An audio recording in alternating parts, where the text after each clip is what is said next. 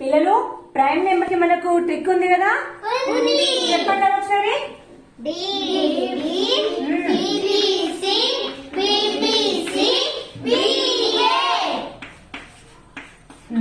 ఇక్కడ ఏ అంటే ఏంటి?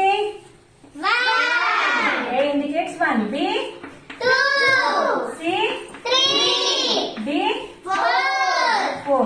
అంటే ఇప్పుడు 1 to 10 మధ్యలో మనకి ఎన్ని ప్రధాన సంఖ్యలు ఉంటాయి, ఎన్ని ప్రైమ్ నెంబర్స్ ఉంటాయని కోడ్ ద్వారా మనం ఈజీగా చెప్పేయచ్చు. ఎక్కడ అడిగినా కూడా చెప్పేసేయచ్చు. ఇందులో 1 to 10 మధ్యలో ఎన్ని ఉంటాయి మనకి?